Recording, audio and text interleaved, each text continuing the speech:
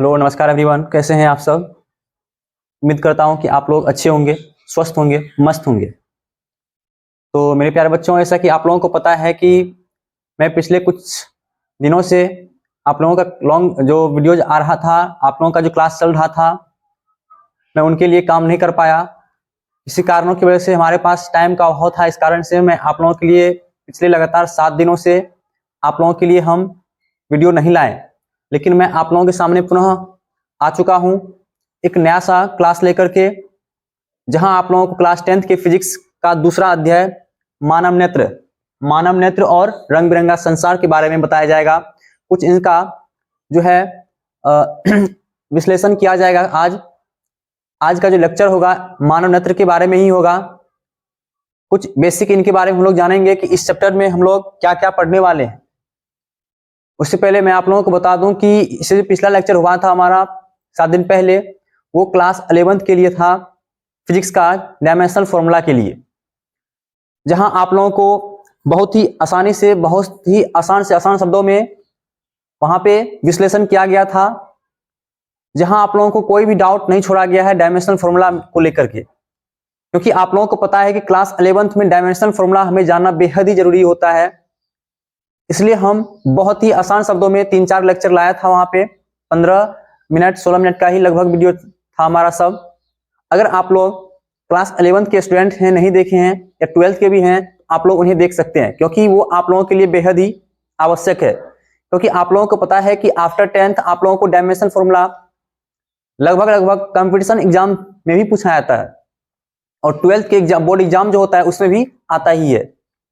इसलिए आप लोग जाकर उन्हें देखें और इन्हें उन तक शेयर कर सकते हैं आप लोग जिन्हें इनकी आवश्यकता है, क्योंकि डायमेंशनल फॉर्मूला बहुत ही महत्वपूर्ण होता है। तो चलिए आप लोग उन्हें देख लें, नहीं देखे हैं तो आज की क्लास हो रही है क्लास 10th का हो रही है। जल्द ही आप लोगों को क्लास 11th का फिर से पुनः वीडियोज मिल जाएगा और 12th का भी मिल जाएगा। तो चलिए हम लोग पहले ये जान लेते हैं कि हम लोग जो इससे पहले अध्याय में पढ़े थे, उसमें हम लोग क्या जाने थे। तो उसमें हम, इससे पिछला अध्याय चला है हमारा, वो reflection of light and refraction of light था, प्रकाश का परावर्तन और प्रकाश का अपवर्तन था, जहां बहुत ही अच्छी तरह से हमने विश्लेषण करने का प्रयास किया था। वहां पे हमें उम्मीद है कि आप लोग वो तमाम वीडियोज देखे होंगे और आप लोग को अच्छी तरह से समझ में आ गई होगी। अगर कोई भी डाउट है उनमें, तो आप लोग हमें कमेंट सेक्शन में आकर के बोल सकते हैं। आप लोगों के लिए कमेंट सेक्शन हमारा 24 के 24 घंटा खुला रहता है। आप लोगों को कमेंट के माध्यम से मैं जवाब देने का पूर्णतः प्रयास करूंगा। तो बच्चों, हम लोग जो पढ़ेंगे मानव नेत्र और रंग बिरंगा संसार, उससे पहले जानना जरूरी है कि मानव नेत्र जो होता है, ये नेत्र जो होता है, आई जो होता है, इनका क्या काम होता है। तो आप लोग जानते हैं आई का काम ही होता है देखना, देखने में काम आता है। ये विभिन्न तरह के रंगों को देखने में काम आता है ये हमारा आई। विभिन्न तरह के रंगों को हम स्पष्ट रूप से देखने का काम करते हैं, वो हमारी मदद करता है कौन? आई। जैसा कि आप लोगों को पता है कि प्रकाश जो, श्वेत प्रकाश जो होती है, या प्रकाश जो होती है, सूर्य का ही प्रकाश ले लें, तो उन्हें हम लोग नहीं देख सकते हैं। आप लोग जानते हैं इन बात को कि उन्हें हम नहीं देख सकते हैं, लेकिन हम उन्हें अनुभव कर सकते हैं। अनुभव उन्हें हम करते हैं, क्योंकि हम सामने वाले व्यक्ति को अगर देख पाते हैं, सामने में रखे कुछ चीजों को हम देख पाते हैं, तो उसमें प्रकाश का ही सबसे महत्वपूर्ण भूमिका होता है। अब वो कैसे? जैसे प्रकाश जो है, प्रकाश सबसे पहले हमारी आंखों पर, प्रकाश जो है हमारी आंखों पर पड़ती है, आंखों पर। और आंखों में एक भाग होता है रेटिना का, सबसे अंदर होता है ये रेटिना। जी हाँ, रेटिना, जिसको हम अगर बोले तो दृष्टि पटल भी बोलते हैं इसको, दृष्टि पटल। आंख की सबसे भीतरी पटल होता है ये दृष्टि पटल, या फिर रेटिना हम बोल सकते हैं। तो सबसे पहले प्रकाश जो है हमारी आंखों की रेटिना पर पड़ती है। कहां पड़ती है? रेटिना पर। और यहां जैसे ही पड़ती है तो यहां पर जो है सामने रखी वस्तु का इमेज बन जाता है। क्या बनता है इसका? तो सामने रखी वस्तु का जो है इमेज बन जाता है, मतलब प्रतिबिंब बन जाता है। इस कारण से हम सामने वाले रखी वस्तु को, या सामने खड़े इंसान को, या फिर किसी भी चीजों को हम देख पाते हैं। मैं उम्मीद है कि आप लोग ये बात समझ गए होंगे। जैसे कि अगर हम आपको देख पा रहे हैं, या फिर अगर हम सामने रखे कैमरा को देख पा रहे हैं, तो इसका मतलब ये है कि कैमरा से प्रकाश रिफ्लेक्ट होकर कहीं न कहीं देखें तो हमारे आंखों के रेटिना पर पड़ रही है और उनका प्रतिबिंब हमारे आंखों के रेटिना पर जाकर बन रही है। इस कारण से हम सामने रखी इस कैमरा को देख पा रहे हैं। तो ये बात है। तो हम लोग जो इसमें जानने वाले हैं मानव नेत्र के विभिन्न भागों को, इसके अंदर में क्या क्या होता है। जैसा कि आप लोगों को पता होगा कि मानव नेत्र के जो अंदर में यानी भीतर में जो होता है नेत्रोध होता है, दृष्टि पटल भी होता है, कॉर्निया तारिका, उसके बाद कचाव द्रव भी होता है, द्रव जो आंसू जिसको बोलते हैं, ये सब होता है हमारे आंखों के अंदर। तो इन सभी चीजों के बारे में हम लोग को जानना है। उसके बाद हम लोग जो पढ़ेंगे देखने की क्रिया, किस प्रकार से हम सामने रखी वस्तु को देख पाते हैं, इन चीजों के बारे में देखेंगे। और भी महत्वपूर्ण बात कि इसके बाद हम लोग ये भी जानेंगे कि जैसे ही हम किसी तेज धूप में निकलते हैं, तेज रोशनी वाले जगह हम जाते हैं, तो वहां से पुनः आ जाते हैं कमरे, ऐसे कमरे में जहां प्रकाश का अभाव है, मतलब कम प्रकाश है। कहने का मतलब तीव्र प्रकाश से हम कम प्रकाश वाले कमरे में आते हैं, तो वहां पे हमें देखने में बहुत सारी परेशानी होती है, मतलब हमें साफ साफ दिखाई नहीं पड़ती है। तो इन चीजों के बारे में भी हम लोग पढ़ेंगे। तो मैं यही बता देना चाहूंगा कि इनका मुख्य कारण ये होता है कि जब हम तीव्र प्रकाश में जाते हैं, रहते हैं वहां पे, तो वहां जो है हमारी आंखों की पुतली जो होती है, आंख में जो पुतली होती है, पुतली ये सिकुड़ जाती है, ये सिकुड़ कर छोटा हो जाता है। पुतली जो है सिकुड़ कर क्या हो जाता है, ये छोटा हो जाता है, जिस कारण से हम जो है किसी बंद कमरे में आते हैं, अंधेरे कमरे में आते हैं, तो उसे देखने में हमें परेशानी होती है। तो पुनः हम जैसे बंद कमरे में आए, बंद कमरे में हम जैसे ही आते हैं, तो वहां पे पुतली का खुलना, वहां पुतली का खुलना, ये जो जैसे ही खुलता है, खुलने के बाद ही हम मतलब किसी भी चीजों को स्पष्ट रूप से देख पाते हैं। तो वहां पे हमारा पुतली खुलता है, थोड़ा देर के बाद, थोड़ा टाइम लेता है, तो खुलने के बाद हम पुनः बंद कमरे में यानी कि थोड़ा बहुत अंधेरे कमरे में हम, यानी कम प्रकाश वाले कमरे में हम सामने रखी वस्तु को देख पाते हैं। अचानक से नहीं देख पाते हैं। ये बातें आप लोगों को समझ में आ गई होगी, क्योंकि उस समय क्या होता है कि हमारी पुतली होती है आंख में, वो सिकुड़ जाता है और सिकुड़ कर वो छोटा हो जाता है। अब हमें जैसे ही कम प्रकाश वाले कमरे में गए, तो वहां पर पुतली का खुलकर बड़ा होना बहुत ही आवश्यक होता है, तभी हम सामने रखी वस्तु को देख पाएंगे। इसके बाद जो हम लोग पढ़ेंगे वो निकट बिंदु और दूर बिंदु पढ़ेंगे। निकट बिंदु और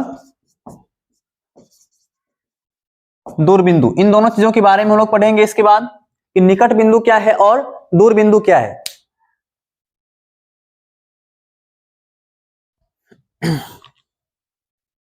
तो देखिए, निकट बिंदु जो है, ये आंख एक ऐसा बिंदु होता है, आंख के निकटतम का एक ऐसा बिंदु होता है जहां रखी वस्तुओं को, जहां रखी चीजों को हम स्पष्ट रूप से देख पाते हैं। जैसे कि हम इस मार्कर को अगर अपने आंख के समीप रखें, या फिर कोई लेटर लिख करके, कोई हम किताब का ही कोई हम शब्द या फिर कोई सेंटेंस लेकर के हम अपने आंखों के समीप लाएं, तो इनको हम निकट लाएंगे, इतना निकट लाएंगे जहां तक हम पढ़ पाएंगे। और जैसे ही इसको काफी निकट लाने का प्रयास करते हैं, धुंधला दिखाई पड़ने लगता है और उसके बाद जो हमें दिखाई नहीं पड़ता है। लेकिन उसी को थोड़ा सा पीछे करते हैं, थोड़ा सा पीछे करते हैं, कहीं ना कहीं एक बिंदु ऐसा बनता है जहां पे हम उस वस्तु को स्पष्ट रूप से देख पाते हैं, स्पष्ट रूप से उस चीजों को पढ़ पाते हैं। तो हम वो बिंदु देखेंगे। मतलब हम बोल सकते हैं आंख के निकटतम, आंख के निकट का वह बिंदु जहां वस्तु को स्पष्ट देख पाते हैं, स्पष्ट देख पाते हैं। मतलब आंख के निकटतम एक ऐसा बिंदु होता है जहां से हम वस्तु को स्पष्ट रूप से देख पाते हैं, वही बिंदु हमारा कहलाता है निकट बिंदु। अब देखिए, हमारे आंख का निकट बिंदु जो है कितना सेंटीमीटर तक होनी चाहिए, या कितनी सेंटीमीटर तक है। तो देखिए, निकटतम बिंदु अगर देखें तो हम 25 सेंटीमीटर ले सकते हैं। 25 सेंटीमीटर निकटतम बिंदु होता है हमारे आंखों को किसी भी चीज को देखने के लिए, 25 सेंटीमीटर। उसके बाद एक होता है दूर बिंदु। अब देखिए, दूर बिंदु होता क्या है, तो आंख के, मतलब जैसे हम किसी चीज को देखते हैं तो दूर, अधिकतम दूरी तक हम, कितना दूरी तक हम देख पाते हैं। जैसे कि आप लोग देखते होंगे सड़क पे चलती हुई बाइक को, या फिर कोई भी वाहन को देखते होंगे, उसके नंबर, मतलब नंबर प्लेट होता है, उसपे कुछ लिखा हुआ नंबर रहता है, तो हम उसे देख पाते हैं। ठीक है, हमारे सामने रहता है तो हम, मतलब नजदीक रहता है तो देख पाते हैं, धीरे धीरे वो हमसे आगे बढ़ते जाता है, मतलब उसका डिस्टेंस हमसे बढ़ते जाता है, तो धीरे धीरे वो जो है हमें धुंधला दिखाई देने लगता है। लेकिन कुछ तो ऐसा दूरी किसी न किसी वो दूरी पर एक बार होगा जहां वो पूर्ण रूप से धुंधला दिखाई देगा, तो वो जो दूर बिंदु हमें मिला वही बिंदु हमारा कहलाएगा दूरस्थ बिंदु। मतलब जहां तक हम वस्तु को स्पष्ट देख पाते हैं वही दूर बिंदु है। और ये दूर बिंदु, मानव नेत्र का जो दूर बिंदु होता है ये अनंत होता है, क्योंकि हम आकाश में अगर तारे को देखें तो हम तारे को भी देख पाते हैं, तो वो तुम्हारा दूर बिंदु हो जाएगा। वाहन में ले चलें तो वाहन में थोड़ा सा हम 100 मीटर तक ले सकते हैं, या फिर किसी लेटर को हमें पढ़ना है तो 100 मीटर 200 मीटर तक, सॉरी उतना नहीं हो सकता है, मतलब 2 मीटर 5 मिनट 10 मीटर तक हम सीमित होकर के देख सकते हैं। जैसा मतलब चीजों को लेंगे उनके अनुसार जो है उनका दूर बिंदु वही हमें प्राप्त होगा। तो इनके बारे में हमें पढ़ना है। फिर उसके बाद हम जो है ये देखिए मानव नेत्र जो है इसमें कुछ ना कुछ दोष होता है, कुछ अवगुण होता है, हम इनके बारे में भी जानेंगे। आंखों की खराबी किस प्रकार से होती है, क्यों होती है, उनका कारण क्या है, हम वो सॉल्यूशन भी उनका बताएंगे आप लोगों को, जिसको दृष्टि दोष हम बोल सकते हैं।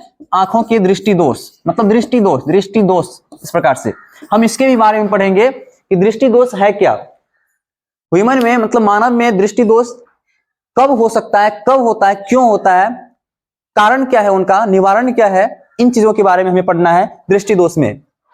जैसा कि आप लोगों को पता है कि दृष्टि दोष जो है होता क्या, दृष्टि दोष मतलब देखने में जो परेशानी उत्पन्न होती है, सामने रखी वस्तु को हम स्पष्ट नहीं देख पाते हैं, मतलब हमें धुंधला धुंधला दिखाई पड़ती है, यही तो दृष्टि दोष है।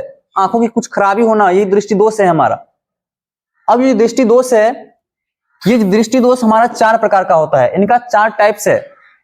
जी हाँ, इनका 4 टाइप्स है। पहला है निकट दृष्टि दोष, निकट दृष्टि दोष। दूसरा है दूर दृष्टि दोष। तीसरा है एक और है हमारा जिसको बोलते हैं शायद जरा दृष्टि दोष, हाँ जरा दृष्टि दोष। और है हमारा एक अबिंदुकता, अबिंदुकता। तो हम लोग इसके बारे में पढ़ेंगे आगे, निकट दृष्टि दोष क्या है, ये दूर दृष्टि दोष, जरा दृष्टि दोष और अबिंदुकता। तो मैं यहाँ पे शॉर्ट में बता देना चाहूंगा कि निकट दृष्टि दोष में निकट में दूर, एक चीज याद रखना है, निकट बोले निकट में हो जाएगा दूर, दूर बोले तो हो जाएगा निकट। बस ये चीज फॉर्मूला याद रखना है आपको, निकट में दूर और दूर में निकट। मतलब निकट दृष्टि दोष किसको कहते हैं, तो निकट दृष्टि दोष में दूर की वस्तु नहीं देख पाते हैं तो निकट में दूर हुआ। मतलब निकट दृष्टि दोष में हम सिर्फ निकट के ही वस्तु को देख पाते हैं, निकट के ही चीजों को देख पाते हैं, लेकिन दूर की चीजों को नहीं देख पाते हैं, तो वो हमारा दूर दृष्टि दोष होता है। जी हाँ, वो दूर दृष्टि दोष होता है। लेकिन एक होता है, सॉरी दूर दृष्टि दोष नहीं, मतलब निकट दृष्टि दोष होता है। निकट दृष्टि दोष में निकट की चीजों को हम स्पष्ट देख पाते हैं और दूर की चीजों को स्पष्ट नहीं देख पाते हैं। लेकिन दूर दृष्टि दोष में दूर के चीजों को हम स्पष्ट देख पाते हैं, लेकिन निकट की चीजों को स्पष्ट नहीं देख पाते हैं। आप लोग देखे होंगे गांव घर में, मतलब कोई व्यक्ति कहता है कि हमें दूर की चीजें दिखाई पड़ती है, बल्कि लेकिन निकट की चीजें हमें उतना स्पष्ट दिखाई नहीं पड़ती है, धुंधला धुंधला दिखाई पड़ता है।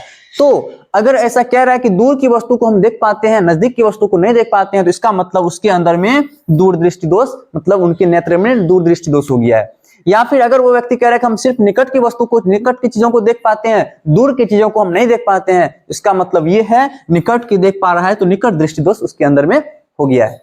अब देखिए ये जो निकट दृष्टि दोष है और दूर दृष्टि दोष है, इनका निवारण कैसे किया जाता है, इसका निवारण कैसे किया जाता है। तो निकट दृष्टि दोष जो है, निकट दृष्टि दोष का निवारण अवतल लेंस, अवतल लेंस के चश्मे का प्रयोग करके इनके दोष को हम दूर कर सकते हैं। जी हाँ, अवतल लेंस के चश्मे का प्रयोग करके हम निकट दृष्टि दोष को दूर कर सकते हैं। मतलब क्वेश्चन बोर्ड एग्जाम में कई बार आ चुका है कि निकट दृष्टि दोष का उपचार किस लेंस से किया जाता है। याद रखना है आप लोगों को, निकट में अवतल, जैसे निकट में दूर देखे यहाँ पे और दूर में निकट, ऐसे ही फॉर्मूला आप लोगों को याद रखना है, निकट में अवतल, दूर में उत्तल। मतलब निकट दृष्टि दोष का उपचार हम अवतल लेंस से करते हैं और दूर दृष्टि दोष का उपचार हम लोग उत्तल लेंस से करते हैं। जी हाँ, उत्तल लेंस से करते हैं। निकट में अवतल और दूर में उत्तल लेंस का प्रयोग करते हैं निवारण के लिए, आंखों के दूर दृष्टि दोष या फिर निकट दृष्टि दोष के निवारण के लिए। उसके बाद हम लोग जरा दृष्टि दोष के बारे में पढ़ेंगे, जो बुढ़ापे में होती है। बाइफोकल लेंस इसका उपचार होता है, और उसके बाद हम लोग बिंदुकता के बारे में थोड़ा बहुत पढ़ लेंगे। तो हमें इस चैप्टर में ये सब पढ़ने को है। और अगर देखें तो इसमें हमें आगे चल के कुछ और भी चीजें जाननी होगी, जो कि कुछ चीजें आप लोगों को मैं बताऊंगा। जैसे प्रिज्म है, प्रिज्म देखिए, प्रिज्म, इन चीजों के बारे में हमें विस्तार से पढ़ना है। इसमें प्रिज्म है क्या, इस पे कौन सी परिघटना प्रदर्शित हुआ है, इस प्रिज्म को लेकर के प्रकाश का मतलब प्रकाश के लिए क्या कहा गया है, क्या इसका परीक्षण किया गया था, इस पे इन चीजों के बारे में हमें जानना है।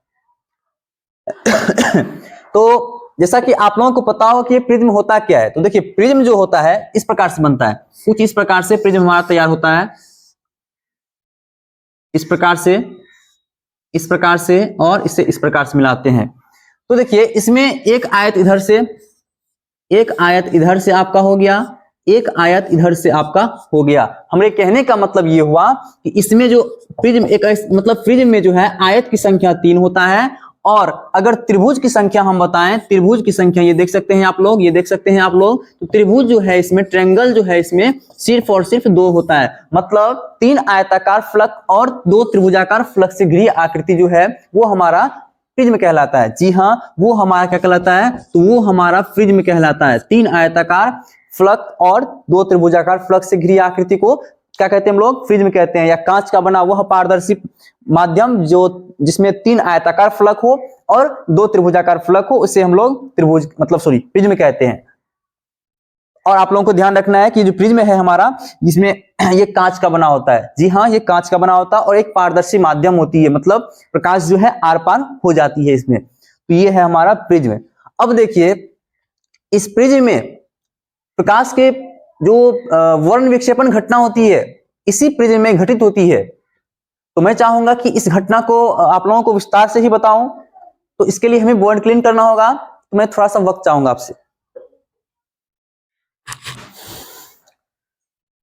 तो आइए हम लोग जानते हैं थोड़ा सा फिगर के साथ कि प्रकाश का वर्ण विक्षेपण घटना जो है क्या है। देखिए इसके बारे में बताएंगे आप लोगों को विस्तार पूर्वक, लेकिन फिर भी इंट्रोडक्शन है, आप लोगों को समझना बेहद जरूरी है। सबसे पहले हम एक प्रिज्म बनाएंगे इस प्रकार से, कुछ एक प्रिज्म बना लिए हम कांच का। अब देखिए प्रकाश का वर्ण विक्षेपण घटना होगा, इसलिए प्रिज्म जो है मतलब उसका और भाग इसमें दिखाई नहीं पड़ेगा, मतलब सिर्फ इसी भाग को लेंगे। अब क्या होगा, इसमें सबसे पहले एक किरण टकराएगी। जी हाँ, इसका नाम देना चाहेंगे त्रिभुज है, इसलिए त्रिभुजो बोल सकते हैं इसको, ए बी सी, लेकिन ये प्रिज्म है त्रिभुजाकार। अब देखिए यहाँ सबसे पहले एक श्वेत प्रकाश कुछ इस प्रकार से आएगी, इस प्रकार से इसमें टकराएगी, और ये सीधे के सीधे आगे की ओर इस प्रकार से आगे की ओर निकल जाएगी। ठीक है, निकल गई। लेकिन अब देखिए यहाँ से श्वेत प्रकाश जो है इस प्रिज्म में 7 रंग में बट जाएगा, कुछ इस प्रकार से। एक किरण इधर टकराई और इधर निकल जाएगी, एक किरण इधर टकराई इधर निकल जाएगी, सॉरी, कुछ इस प्रकार से ये निकल जाएगी, 7 रंगों में बढ़ जाएगी, कुछ इस प्रकार से। कितना हुआ, 4 हुआ, 5, 6, एक इधर भी ले लेते हैं, 7, इतने रंगों में ये विभक्त हो जाती है। अब देखिए श्वेत प्रकाश जो है ये 7 रंगों में विभक्त होती है। वो कैसे, तो आप लोग को प्रैक्टिकली करने के लिए एक दिन हम बताए थे, प्रकाश के परावर्तन चैप्टर जब पढ़ा रहे थे तब। तो देखिए सबसे पहले एक काम करना है, एक बाल्टी ले लेना है, उसमें पानी भर लेना है, और एक मिरर ले लेना है जो अपने घरों में आप लोग यूज करते हैं। अब क्या करना है, उसे धूप में लेके जाना है और वहां पे मिरर को थोड़ा सा पानी के लेयर में डुबाना है उससे। अब उसके बाद सूर्य का प्रकाश उस पर डायरेक्टली पड़ना चाहिए। अब देखिए सूर्य का प्रकाश उस जैसे पड़ेगा तो रिफ्लेक्टेड किरण जो है वो कहीं ना कहीं सतह पर पड़ेगा, तो उसे थोड़ा सा टेढ़ा करना है ताकि उसका रिफ्लेक्टेड किरण किसी पृष्ठ पे, किसी दीवार पे ही पड़े, तो वहां पे वो 7 रंग स्वतः दिखाई देने लगेगा। आप लोगों को करके देख सकते हैं आप लोग। तो देखिए ये 7 रंग कौन कौन होता है, हम इसे कैसे याद रखते हैं, इनका एक ट्रिक है। इनका ट्रिक ये है, बेजानी पीनाला, इससे हमें याद रखने में आसानी होती है। बेजानी ही पीनाला पे आप लोग याद रख सकते हैं श्वेत प्रकाश के 7 रंगों को। जैसे बे बोले तो बे मतलब होता है बैगनी, तो पहला यहां से हो जाएगा हमारा क्या, ये हो जाएगा हमारा बैगनी। जी हाँ, बैगनी। उसके बाद जा है, जा हो जाएगा जामुनी, यहां पे लिख सकते हैं जामुनी। फिर उसके बाद नी है तो ये हो जाएगा हमारा नीला। जी हाँ, उसके बाद ह है तो ये हो जाएगा हमारा हरा। उसके बाद ना है, सॉरी पी है तो हो जाएगा पीला, उसके बाद ना है तो हो जाएगा नारंगी, और ला है तो हो जाएगा इसका लाल। तो ये 7 रंग होती है, शायद 7 रंग हो गया होगा, 1 2 3 4 5 6 और 7, ये 7 रंग होती है। श्वेत प्रकाश में 7 रंग होती है जो प्रिज्म से टकराती है तो वहां पे हमें स्पष्ट रूप से देखने को मिलती है। अब देखिए इसमें क्या होता है कि लाल रंग जो है, सबसे ऊपर लाल रंग है, तो लाल रंग का जो तरंगधैर्य होता है, इसका जो तरंगधैर्य होगा, तरंगधैर्य हमें ध्यान रखना है, लाल रंग का जो तरंगधैर्य होता है वो सबसे अधिक होता है, सबसे अधिक होता है। लाल रंग का जो तरंगधैर्य होता है वो सबसे अधिक होता है। तो आप लोगों के एग्जाम में, बोर्ड एग्जाम में बहुतों बार क्वेश्चन आया है कि सबसे अधिक तरंगधैर्य किस रंग का होता है, तो हमें बोलना है लाल रंग का तरंगधैर्य जो है सबसे अधिक होता है। लेकिन इसी की तुलना में अगर हम बैंगनी रंग का देखें तो इसका जो तरंगधैर्य होगा, इसका तरंगधैर्य जो होगा वो क्या होगा, तो सबसे क्या होगा, सबसे कम होगा। इसका तरंगधैर्य जो होगा सबसे कम होगा, मतलब लाल रंग का तरंगधैर्य सबसे अधिक है और इसका तरंगधैर्य, बैंगनी रंग का तरंगधैर्य सबसे कम है। अब एक बात देख लीजिए, ये जो तरंगधैर्य है बैंगनी रंग का, इसका तरंगधैर्य होता है 4000 अंगस्ट्रम। कितना होता है? बैंगनी रंग का जो तरंगधैर्य होता है वो होता है 4000 अंगस्ट्रम। और एक है हमारा क्या, लाल रंग। लाल रंग का जो तरंगधैर्य होता है वो होता है हमारा 7900 अंगस्ट्रम। देखिए अंगस्ट्रम जो है हम इसलिए लगा रहे हैं क्योंकि अंगस्ट्रम जो है तरंगधैर्य का एक यूनिट है। तो ये होता है, आप लोग समझ गए होंगे इसे। लेकिन एक बात आप लोगों को और भी समझना होगा, जिसका तरंगधैर्य अधिक उसका विचलन सबसे कम, ध्यान रखना है। तो तरंगधैर्य लाल रंग का सबसे अधिक है, इसका मतलब इसका जो विचलन होगा क्या, तो इसका विचलन जो होगा वो हो जाएगा सबसे कम। जी हाँ, सबसे कम। लेकिन बैंगनी का तरंगधैर्य ना कम था, इसका विचलन जो होगा, इसका जो विचलन होगा वो स्वतः हो जाएगा सबसे अधिक। जी हाँ, इसका क्या हो जाएगा, सबसे अधिक। हमें ये याद रखना है आप लोगों को। अब देखिए यहाँ पे हम तरंगधैर्य सिर्फ 2 का ही बताए हैं। एक बताए हैं बैंगनी रंग का 4000 अंगस्ट्रम और एक बताए हैं लाल रंग का 7900 अंगस्ट्रम। लेकिन यहाँ देखिए और सबका हम नहीं बताएं, क्योंकि ये सब उतना इंपॉर्टेंट नहीं है। याद अगर मतलब सिखाएंगे, ये सब पढ़ाएंगे, क्लास जब लेक्चर चलेगा इसका तो सब बताएंगे आप लोगों को। लेकिन मैं आप लोगों को यही सजेस्ट करना चाहूंगा कि इन 2 को आप कभी भूलिए मत, क्योंकि एग्जाम में क्वेश्चंस इन और रंगों से नहीं बल्कि इन दोनों में से ही आ सकता है। लाल रंग का तरंगधैर्य 7900 अंगस्ट्रम और बैंगनी रंग का तरंगधैर्य 4000 अंगस्ट्रम। तो चलिए हम ये बता रहे थे अभी आप लोगों को कि जो श्वेत प्रकाश होती है ये जैसे ही प्रिज्म से टकराती है तो ये 7 विभिन्न अवयवी रंगों में विभक्त हो जाती है। तो यही रंग जो विभक्त होती है, यही घटना जो है हमारा कहलाता है प्रकाश का वर्ण विक्षेपण। प्रकाश का वर्ण विक्षेपण शायद आप लोग अच्छी तरह से समझ गए होंगे कि प्रकाश का वर्ण विक्षेपण जो है ये है क्या, समझ गए होंगे आप लोग। अब जो इसके बाद आप लोगों को मिलेगा पढ़ने के लिए, वो ये पढ़ने के लिए मिलेगा कि वो स्पेक्ट्रम जो है, स्पेक्ट्रम क्या है, वर्णपट क्या है। इन तमाम चीजों के बारे में आप लोगों को इस चैप्टर में जानकारी मिलेगी। तो आप लोगों की क्लास में चाहता हूं यही खत्म करने के का। अब जो नया लेक्चर आपका, नया क्लास जो होने वाला है आपका, वो होने वाला है इसका लेक्चर 1 में, मतलब चैप्टर का सीरियली से पढ़ाई। तो आप लोगों को उससे पहले ये लेक्चर, ये इंट्रोडक्शन चैप्टर का जानना बेहद ही जरूरी था, इसलिए हम आप लोगों को पहले लेक्चर इसका इंट्रोडक्शन के तौर पे एक लेक्चर तैयार करके दे दिया आप लोगों को। अगर आप लोगों को हमारी ये वीडियो, ये क्लास अच्छी लगी होगी तो कृपया आप लोग like, comment, subscribe and share जरूर करें। धन्यवाद। जय हिंद, जय भारत।